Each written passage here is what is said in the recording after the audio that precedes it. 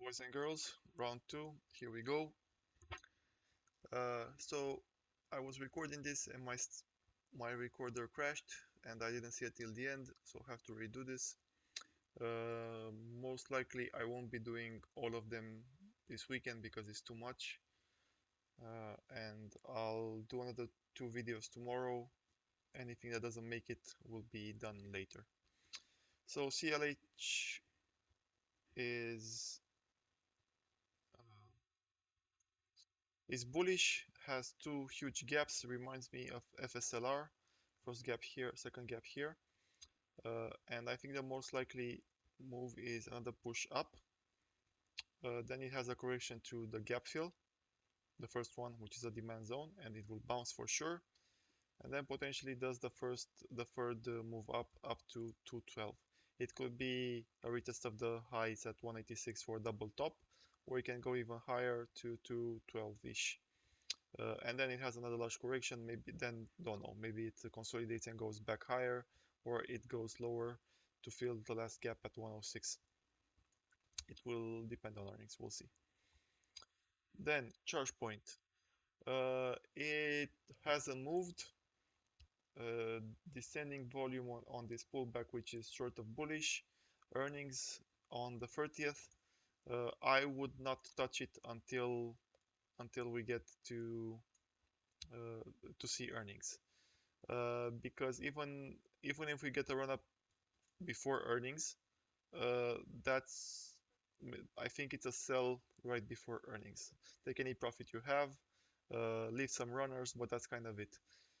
Other than that, I still like it long.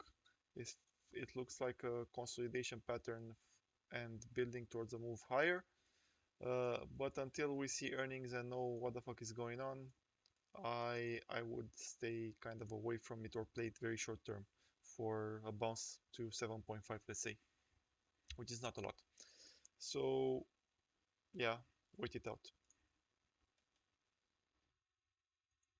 Okay, CLS, what was this one? Electronic components, I'd never heard of them. Do some levels here. Oh, I don't like this one. So again, we could potentially see a double top and an even move higher to 26, but I think it's more likely that we follow this path here in green now.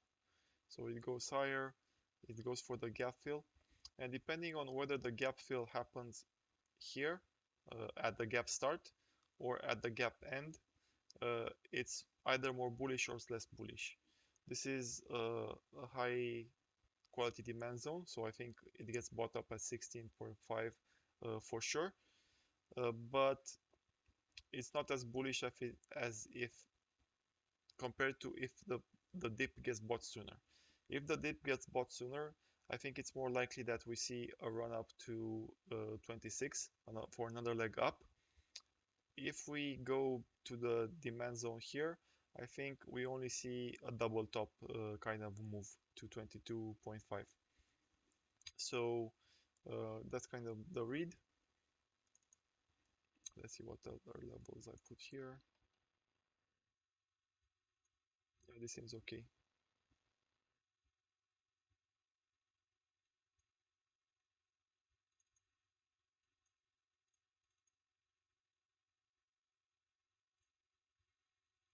Chipotle.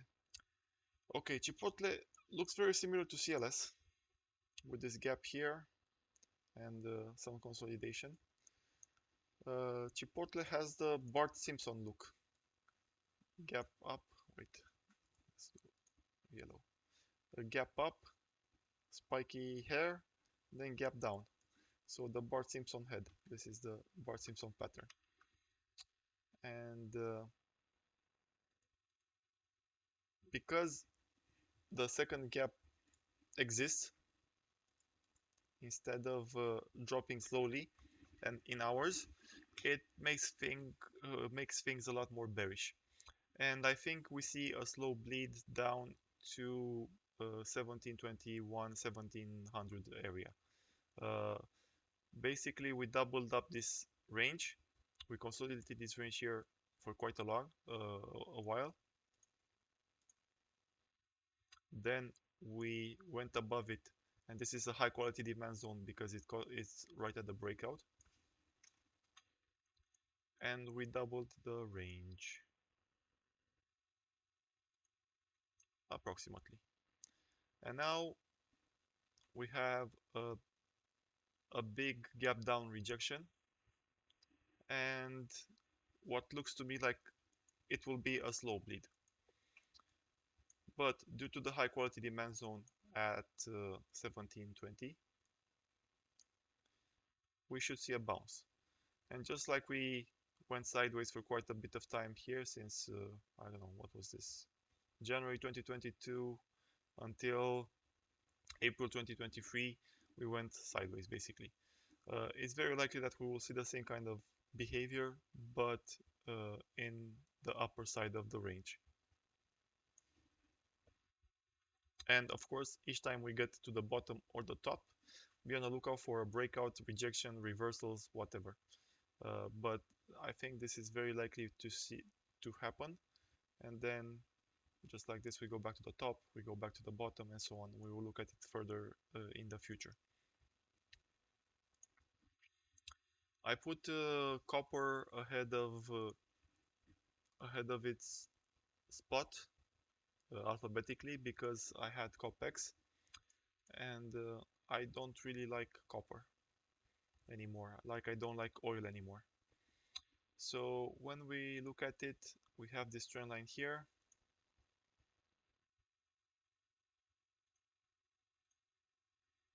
which we are now below and right at the rejection point. Um, we have a spike in volume, in red volume, with follow through, and then the counter move is very low volume, quite bearish as well. We have, aside from this, moving averages, we are below all of them. We are just about to see a 20 MA crossover below the 50 MA. A couple of weeks back, we saw the 100 MA cross below the 200 MA, and it's not looking good. I would expect, even if unless China does some stimulus in a meaningful way, in which the market accepts as stimulus and goes crazy for the China stuff, copper will suffer. And I think it's likely that we get rejected at this combo horizontal level, moving average, mid-channel point, etc., and continue down. Maybe we stabilize around 330 and do another run up. But yeah, I think we see 330 before the end of the cycle for copper. And due to copper looking like shit, and I don't know, even a potential move will get rejected at 380, 390-ish. COPX cannot look very good either. And it has a similar structure, not quite. We have the upper side of the range, lower side of the range, and this unclear mid area in which it doesn't have a clear bias. So maybe we see a bounce, get rejected from this level, and then continue down. But I think before long we will be in the lower part of the range and consolidating a bit here, getting more accumulation for copper. Okay, CRISPR, this is one of my picks. And on the long-term part of it, uh, we have a long-term pendant here. And if we see it break down, like we're right at the trend line, if we see it break down, expect a backtest of 47 and then it continues down. My final target is 2022 for it. High quality demand zone here. Hasn't been tapped, it's been tapped once, but a long time ago in 2017. I would like to see it go here, or if not at 35. On the daily, it's looking short-term bullish. Like we have a bullish divergence here. Like I said, we are on the trend line, but I would expect it to go up to, we are at 46 now, no, 48. I would expect it to go to 58, or maybe a bit lower, 55, 58 in the short term. Even if we get rejected, we do like this sideways movement here, and eventually we hug the lower trend line and eventually break down and start going for new lows. For now, short-term bullish, like next couple of weeks, but we to be long-term bullish, we need to see it break out. When it breaks out, I think it moves a lot, maybe as high as 116 or something like that. But don't. This is not a long-term full bullish name at the moment because it looks quite possible to break down and go even lower. Okay, CVS. CVS, I saw that news that didn't make sense for me. I don't understand what this is and how it works, but whatever. Um, we're kind of out of demand zones. The next one is this one here between 56 and 59. But we are very close to the trend line, the long-term trend line. We have our own trend line here. Um, on the weekly, we have a bullish divergence because new lows but new highs here. I think it will depend on the market. In theory, it should bounce here, like to go as low as 63 and then bounce. But depending on the market conditions, if the market is weak, I can see it going to 60 and then bouncing. High quality demand zone, like I said here. And then when it goes back up, I think target is 72 for the gap fill. It can go obviously higher, but it should pull back after getting to 72 before going for new highs.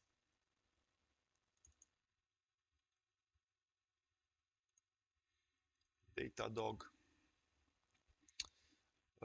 Okay, so I do the lines here for this one. The high quality demand zone is this at what's 63, 65, and I would not buy this for the long term until it gets to that value. What initially got me off track was this candle on Friday, the fact that it went above it. But I think it's a deviation, so I think it will start turning back down on Friday. And I think this is a bear flag, like this.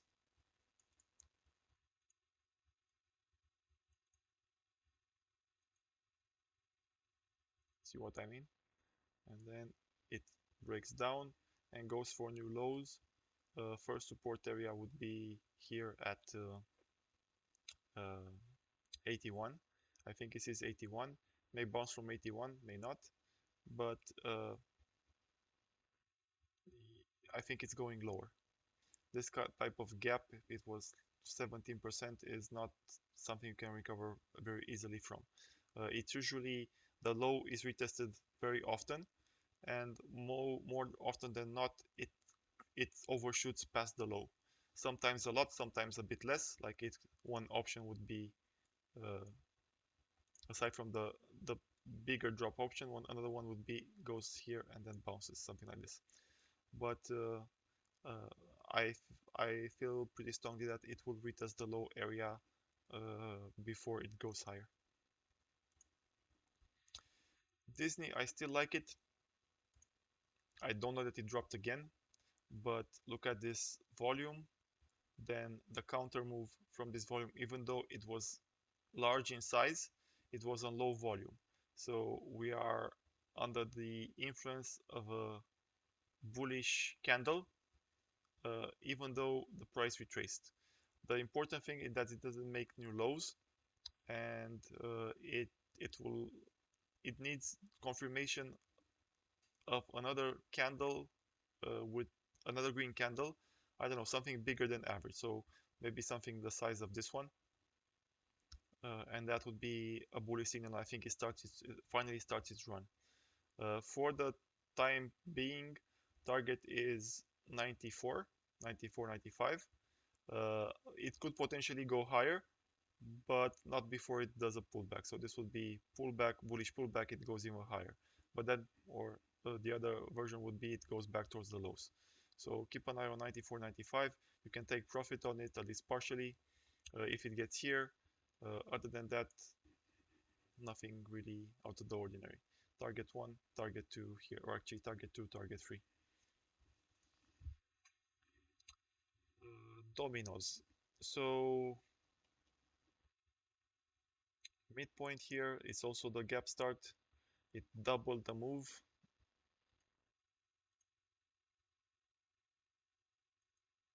Yay, not a double up of a range, of a horizontal range. And this is a high quality demand zone now. So I would expect it starts to fill the gap. Since it didn't hold here, this was supposed to hold. I would imagine it does a back test, gets rejected, and then starts going down and finally reaches the target in 350 and then bounces. And again, just like we see this moves here in the range, I would expect we see a new range forming in the upper side and it goes sideways for a while. ELF. Okay, high volume day, fill the gap, got some buyers at the gap here. We can see from the volume as well. It's a supply, a demand zone, but I don't think it's that bullish. So if it continues up, we are at 118 now. I think the mid channel point plus the higher upper trend line will become resistance. So at 130-ish, and then we will get a breakdown eventually. And when we get the breakdown, we will go towards the other gap that's still left open at 95. And we may bounce from 95 or we may go for the full gap close.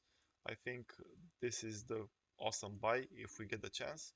Other than that, here would be a target as well. I am not that bullish on it.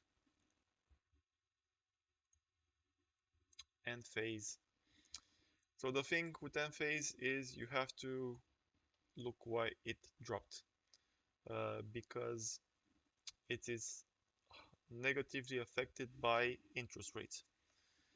And when in the previous years when we had earnings, it was always a bullish event. Earnings here, no, let's let's go back. Earnings here, it goes higher. Earnings here, it goes lower. Earnings here goes lower. Here it goes higher. Here it goes higher. Here it goes higher, higher, much higher, higher. Then we start to drop. And the past three earnings, this is looking like Snap. Remember when Snap was dumping 20% each earnings event? Now end phase is dropping not 20%, but quite a bit. So earnings, earnings, earnings. And all three times were because they said they are negatively impacted by interest rates because people are not taking credit to buy their product. Because of this, I think we go for the slow bleed down and the real buy point is 75. We may not get to that, but because this demand zone has been tested multiple times, it should not be as strong as before. So I think this time we will go to 193 to 106 demand zone. This is the demand zone here.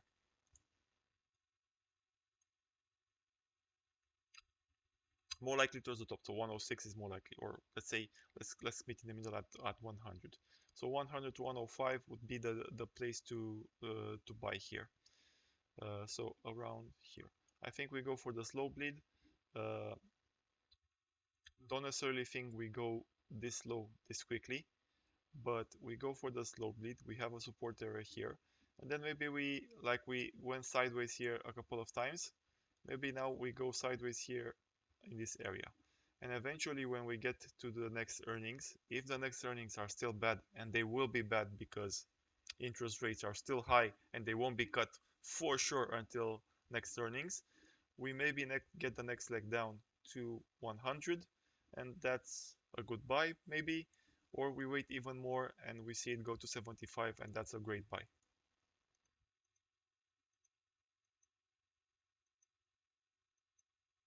Solars are not happy with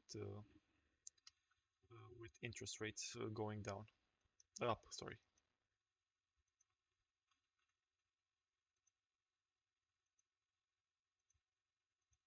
But remember, we could see the move from 124 to 156 as the new range.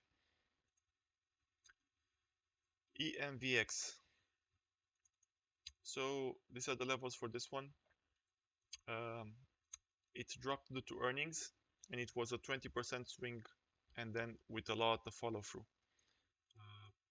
This was a clear short here after the big rejection candle that it went up when it for the lower high, and then it completely cratered.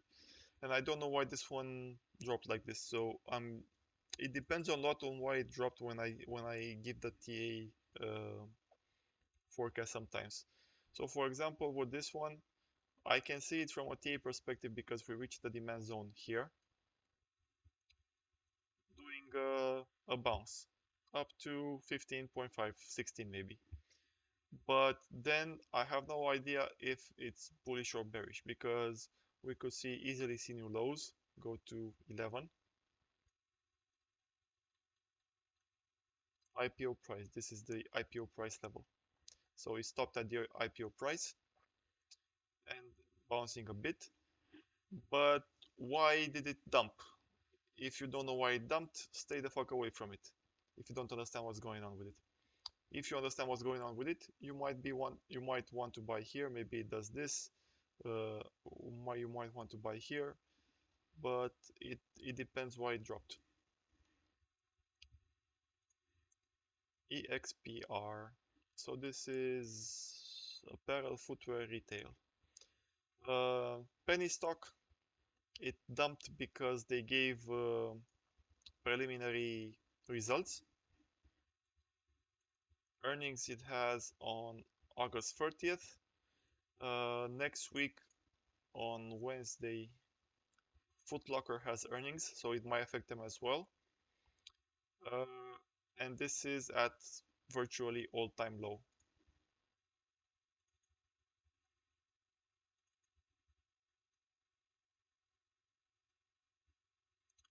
So I have no idea what to do with it. I can assume, like I can tell you from a perspective that, look, patterns will repeat. For example, we dropped here, we went up, double tested the low, it held, and then we went up and we went to the upper side of the range. Now we can have a similar setup, but given the fact that we're retesting the lows, I can also see it and the size of this volume drop here. I can see it making new lows. If it makes new lows, my target would be 4.3. So I don't know what's going to happen with this one. If it is bullish, it will go up to, I don't know, 0.65. This kind of big drop almost always is retested. The low is retested and maybe even made marginal new lows. And if nothing goes wrong, potentially goes up again. I'll do a couple of other ones because I already did them and this is a redo of the video. I knew what to say, so let's do 3 more. Oh, FCX is a copper play, kind of the same thing as with copper, not bullish on it, and CMG. We're in the middle of the range. Back test of this drop here. Slightly increasing volume on the drop.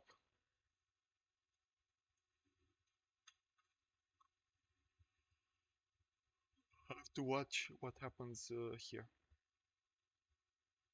But I think copper is going lower unless the Chinese do some actual value stimulus, and target would be 35, maybe even 32. Any bounce is likely to be short term, like goes back to 40, then gets rejected and goes for new lows. FedEx is interesting. Let's see. Let's delete everything and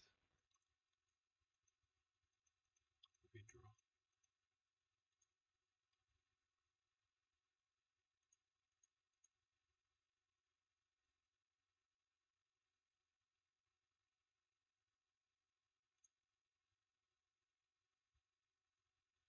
I like it here because of this retest of the lows.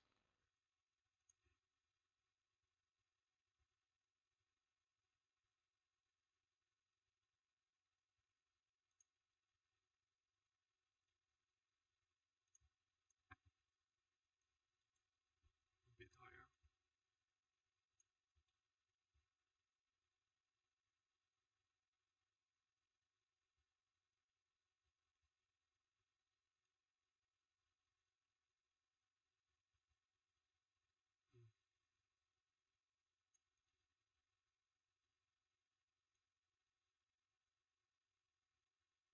Supplies, I guess.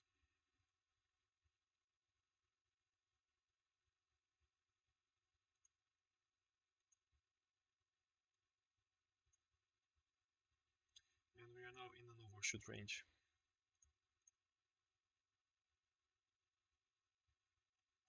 And getting rejected. What's the weekly look like? Still okay-ish. Small pickup in volume on the previous week, or this week. Small pickup in volume last 2 days.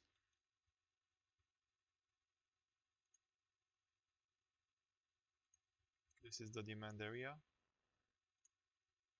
235.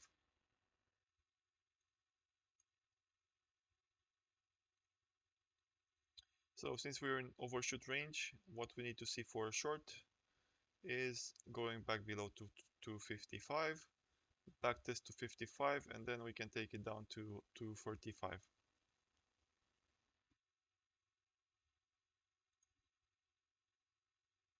245 would be the 200 MA probably by the time we get there. So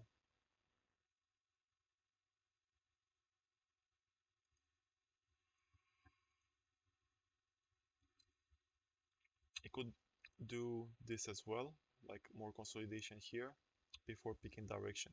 The more it stands at this level, the more bullish it is. Does it have earnings in September? So could do this, or could do the breakdown.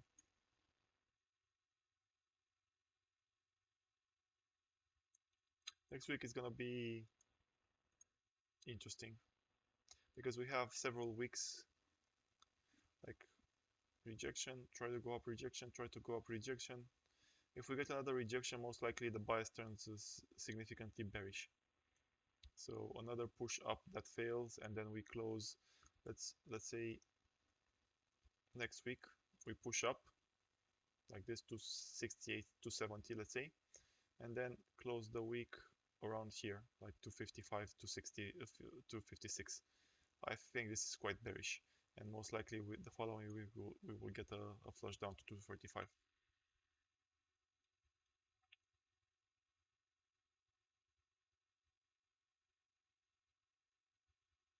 220. It has a lot of levels in this area.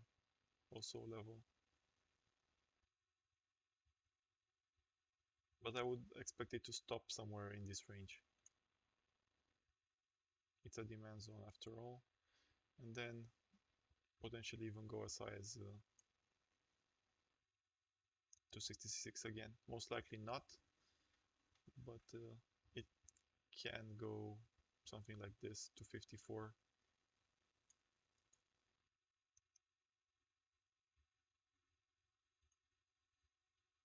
Fisker.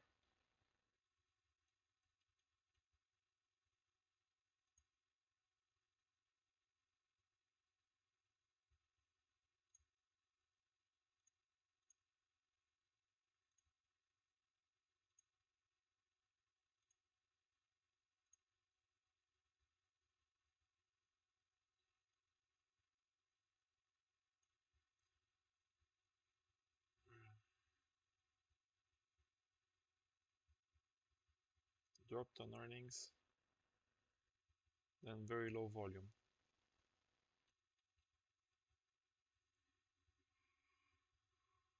Looks like we have a trend line here.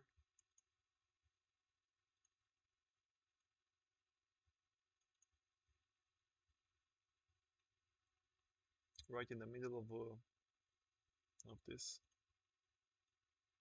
So I don't know. Could go up, could go down. Look for the trend line break, either above or below.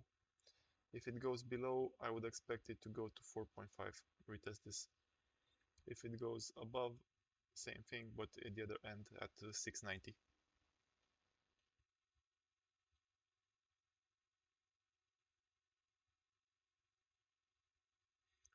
I don't think it's worth the risk to take it bullish until we get the breakout. And I honestly don't see it being very bullish, like more sideways here, hugging the mid trend line.